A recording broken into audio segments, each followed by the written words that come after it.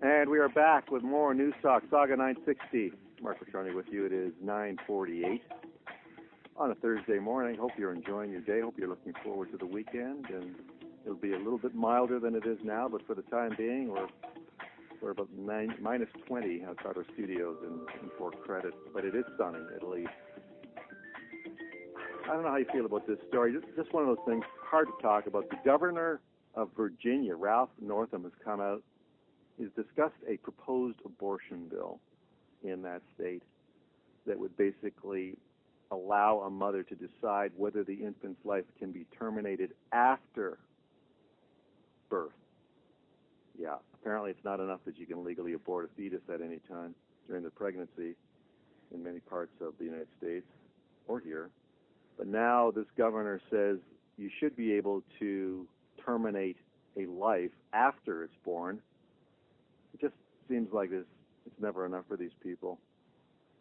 The quote is, if a mother is in labor, I can tell you exactly what would happen. The infant would be delivered.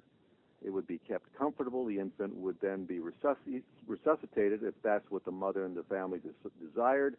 And then a discussion would ensue between the physicians and the mother. And then basically they would decide whether the infant should live or die. To me, how is that not murder?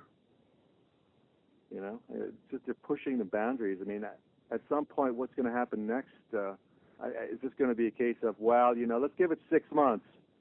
Yeah, guys, the kid doesn't know what's going on anyway. Still a baby. If 3 or 4 months from now you don't want it anymore, hand it over to the hospital, and you never have to see it again. They take care of it. Joining me now is Joey Clavette, who is a pro-life activist from Ottawa, the manager of communications for the National Campus Life Network. He is in Ottawa at the moment. Thank you for joining us, Joey. Hey, thanks for having me. What did you think when you saw this story? Well, it's hard to put it in polite terms, obviously. It's absolutely abhorrent that he would suggest, exactly these terms. One of the interesting things that I find about this is that, one of the things that we do is we're talking to people all the time, giving pro-life apologetics, trying to give people the reasons why abortion is wrong. Because a lot of the times it has to do with ignorance, and we're talking about early stages of development, and you can kind of understand why people would have different arguments. How can anybody argue that this is anything other than murder, right? It's a baby. He goes on in the interview to say that the men in the legislature shouldn't be able to tell a woman what to do with her body. In what way is a child that has left the womb any part of her body? I mean, not that it was before. It's obviously its own body, but I don't even understand how the arguments work at this point. It's just straight up advocation of infanticide. And it's, as people would call it, ableist, because he's saying this specifically should happen in cases where these are severely deformed, I think was the words that he used, and so you kind of have to ask the question, why don't we say that it's all right to kill deformed people 2 years after they're born? Why do we draw the line there? So, it's an advocation for eugenics as well as straight up infanticide. What struck me is a couple of things. First of all, is this, under this new law in Virginia, is it legal for this actually to happen now, or is he just kind of projecting in the future that this should happen? It was a little unclear. I got the impression that maybe he thinks that somehow it's okay now. The other thing that struck me is just the matter-of-factness of it all. Oh, yeah, it comes out and, you can have a chat with the doctor and decide whether you want to kill it or not. And this guy is a pediatrician. He's a trained pediatrician. This guy deals with children in a medical way. But that's a great thing that you pointed out, because I wanted to bring up the fact that this does happen. Especially in places where we have this whole term abortion, like in Canada, we have no laws about abortion, and so it can happen up until the moment of birth. And there's been research that shows that at least 766 live birth abortions occurred in Canada in a 5-year period. So that's they attempted an abortion, and then a breathing child that was alive came out of the womb, and then they left it there to die. And that happens right now in this country. That's going to start happening in New York more and more often, because they just legalized abortion up until the end of the term. It's just abhorrent. I don't know what you can say more about that. Yeah, I mean, and it is such a slippery slope. I mean, where do we go? It's just a sense that life is worthless, to these people. You just get that sense that on one hand, they're involved in, caring for infants and mothers and so forth, which is, you think of that as a beautiful thing. But on the other hand, they treat life as though it's like disposable. Cheap. Yeah, it's just like as if you would throw out your trash. You throw out an infant or or a fetus. It just doesn't. They don't seem to distinguish between the two. It's just bizarre. Yeah, it's really hard to, like I said, like sometimes, when I'm talking to people, you can kind of get where they're coming from, but when people are like this extreme, it's difficult to even just get into their head and try to figure out how to speak some reason to them at that point.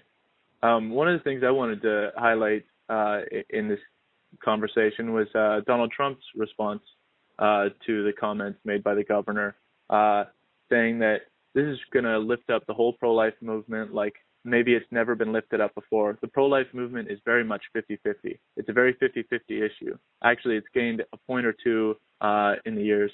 That's just Trump's cadence. The way that he talks is funny. But, I mean, he's absolutely right. Things like this just show the abortion movement like the clear face of what it is. And what they're advocating is for killing children, right? And so, I mean, as terrible as it is, I think it is a victory for us in a publication sense. Just that it becomes more and more obvious what they're up to. Yeah, I wonder the degree to which this is going to resonate with Americans and Canadians, whether or not people are going to maybe think, we really got to draw the line here somewhere. Crikey. Yeah, well, especially in Canada where we have no laws whatsoever. Since 1988, there's been no law on abortion whatsoever. Right. So legally, you can get an abortion right up until the day before. Yeah. Yeah, or like, the woman, I forget her name right now, who proposed this bill, Tran, she's saying, they ask her specifically, if the woman is dilating, are we able to abort it? She says, yeah, I don't think that we should put a restriction on it at all. And I think there was actually some applause in the House when the bill was originally either debated or voted on, that a lot of the people in politics anyway saw it as a positive move and a liberating move. And I'm just wondering what the thought process that have to go in your mind. Like, even if you support this bill, how can you kind of cheer it? You know what I'm saying? It's like, what kind of stuff is going on between your ears there that convinces you that somehow it's a good thing? Yeah, well, they see it as, a victory for women's rights and women's autonomy. But, it completely negates the side, like the human rights of the preborn child, which is a human that deserves not to be decapitated and dismembered and disemboweled. Tell me about some of the work that your organization is involved in. Are you involved in those rallies that you have, those periodic pro-life rallies that take place in Ottawa? So like activism on the street? Yeah. Yeah. And you guys actually on campus, right? That's going to be as hostile an environment as I would expect that you're going to find anywhere in the country. One of the things that I always remark to people is that I find it amazing that if I go on Bank Street, so it's one of the main streets in Ottawa, people are much, much more hostile than when I'm on the university campus. I actually get a sense of hope on the university campus that, kids are totally willing to come up and talk to you. kids who have paid, tens of thousands of dollars to go study and, increase their ability to think and critical thinking are actually completely open to go and have a conversation with somebody about a contentious issue. So it's actually better than you might think. Mm-hmm. Have you been booted off campus yet? I've had a run-in with the security for sure, and I had to go kind of full libertarian and tell them what my rights were. But they banned the club on campus as well. But we just keep doing it because it's a free country. So far. Where do you go? At Carleton and Ottawa U and those places? No, yeah, we're only on Ottawa U right now. Yeah. Mm-hmm. And what about heading into the upcoming federal election? Do you think your group is going to try to make it an issue amongst people who maybe care about this matter and want something done or want something changed? Or is this such a loaded question? We only have a couple of seconds. Yeah, well, what we're planning to do with the election is just to get our activists who are active in the movement to be supporting pro-life candidates so that we can get them in and hopefully get a law some point in the near future. All right.